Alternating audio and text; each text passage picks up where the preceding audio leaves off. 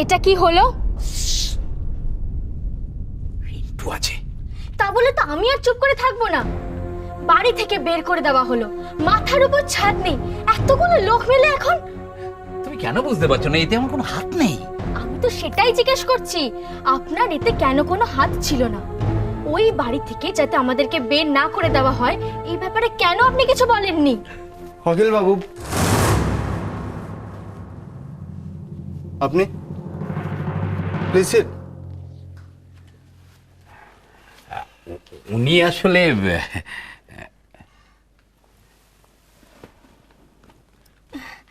হ্যাঁ, আমি এসেছিলাম আপনার কাছে একটা রিকোয়েস্ট নিয়ে। ঠিক বুঝলাম না।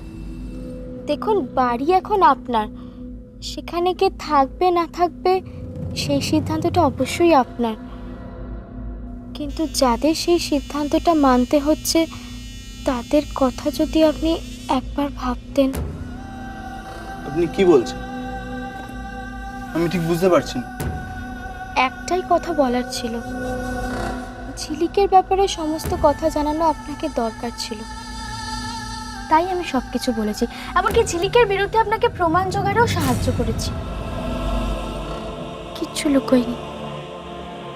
কিন্তু দরকারটা এখন আমাদের। আপনি আমার দিকে বন্ধুত্বের হাত বাড়িয়ে দিয়েছিলেন, আমি আশা করিনি আপনি আমাকে সাহায্য না করে আমার বাড়ির লোকদেরকে এভাবে পথে বসানোর চেষ্টা করবেন।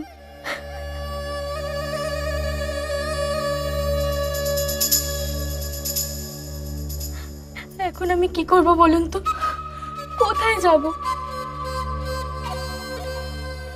দাদুর শরীর ভালো না, মাসি অসুস্থ, এতগুলো লোককে নিয়ে এখন। সে ভাবনা তো আমার নয়। দেখুন, ঝিলিক আপনার মাকে দিয়ে নিজের নামে বাড়িটা কিনে নেওয়ার চেষ্টা করেছিল, কিন্তু আমি তো করিনি। আমি তো শুধু আপনার কাছে অনুরোধ করছি, আপনি আমার বাড়ির লোকদের একটা ব্যবস্থা করে দিন। দেখুন, আমাদের অবস্থাটা ভালো নয়, এইটুকু সময়ের মধ্যে আমরা কি ব্যবস্থা করব বলুন তো? ঠিক আছে, তাহলে হরিশঙ্কর বাবুদের বলুন যে টাকাটা ফেরত দিতে। সে কি করে সম্ভব? অতগুলো টাকা, আর তাছাড়া সে কি আর আছে? সে তো খরচ হয়ে গেছে। এই কথা শুনে আমার কি করা উচিত আমি বুঝতে পারছি না। বন্ধুর থেকে সাহায্য চাইছি, সেটা কি এতটাই? দেখুন, বন্ধুত্বটা এক জায়গায়, আর এই ব্যাপারটা নিজের জায়গায়, আর এই ব্যাপার সাময়িকও নয়। আমি যদি আপনাদের দুদিন ওই বাড়িতে থাকতে দিই তাহলে কি আপনাদের কোনো লাভ হবে? না। আর আপনারা অন্য কোনো ব্যবস্থা কোনোদিন করতেও পারবেন। আপনাকে চিরকাল ও বাড়িতে থাকতে দেবো সেটা তো হয় না। সে তো ঠিক। আরে বাবা, এইসব দাম ধ্যান করি তো দিদি একেবারে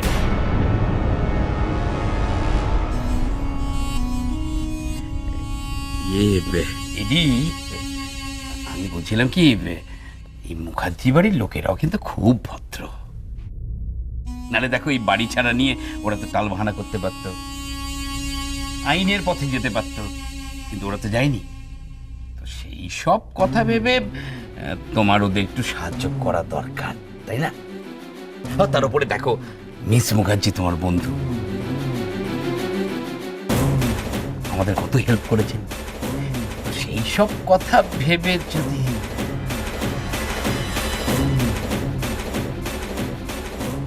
ওনাকে একটা হেল্প আমি করতে পারি। কি হেল্প? আপনি চাকরি করবেন?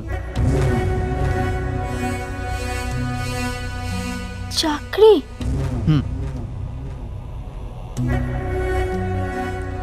আমাদের নার্সিংহোমের অ্যাডমিনিস্ট্রেটিভ ম্যানেজারের পোস্টটা খালি আছে।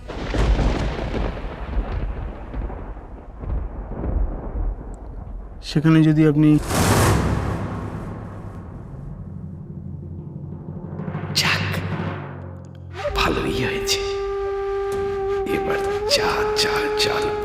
পোড়েটাকে কাজে লাগিয়ে। ঠিক আছে, এটুকুই যথেষ্ট। আপনার সঙ্গে আমার বন্ধুত্বের সম্পর্ক, তাই আমি চাই না আপনার থেকে কোনো ফেসিলিটি নিতে। আর তাছাড়া আমি তো আর স্বার্থের জন্য বন্ধুত্ব করিনি।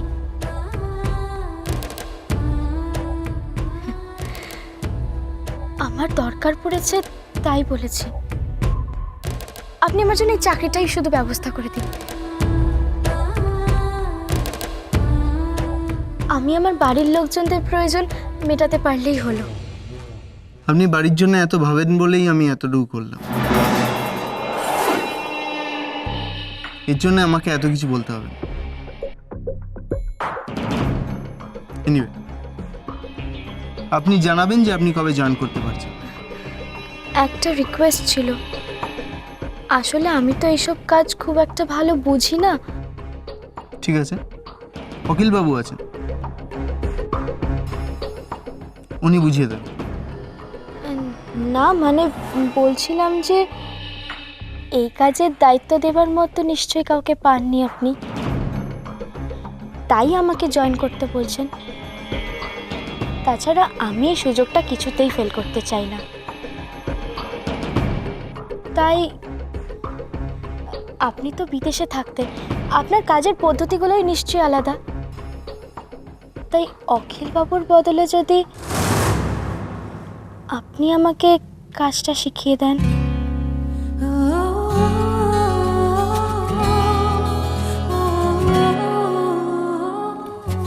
ওকে,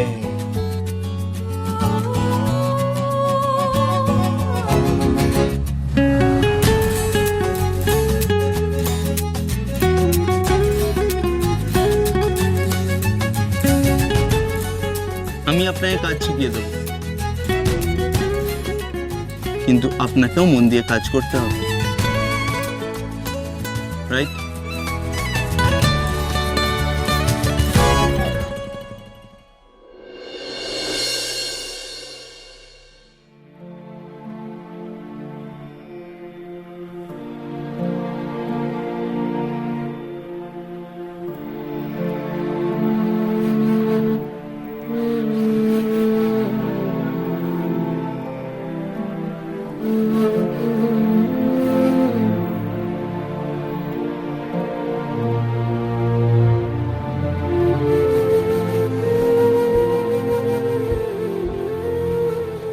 বাবা, হ্যাঁ, এবার তো ওষুধ খেতে হবে। ওষুধপত্র কিচ্ছু লাগবে না মেজ বৌমা, আমি ঠিক আছি। ওষুধ খাবো না বললে কি করে হবে বাবা? আমরা এতগুলো লোক আপনার মুখের দিকে তাকিয়ে আছি, আপনি ওষুধ না খেলে চলবে? আর আপনি ওষুধ না খেলে কি সব সমস্যার সমাধান হয়ে যাবে বলুন? নিজে শেষ হয়ে গেলে তো সব ভাবনা চলে যাবে। বাবা, কেন আপনি বারবার এরকম করে বলছেন বলুন তো? আপনি আমাদের বট গাছের মতো আঁকড়ে রেখেছেন বলেই না আমরা এত সমস্যার মধ্যে শক্ত আছি। নিন, খেয়ে নিন তো, খেয়ে নিন। আপনাকে যে শক্ত থাকতেই হবে বাবা।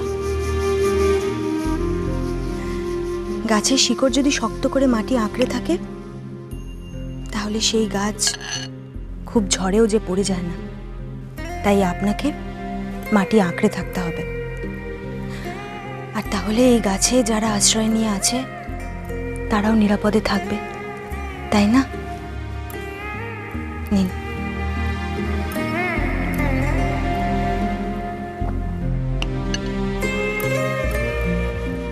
আর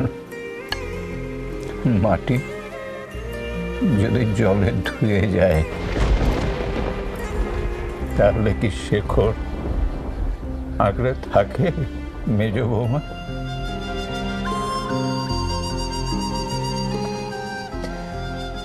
আমার পায়ের তলা থেকে পিতৃপুরুষের ভিটে মাটি সরে গেল।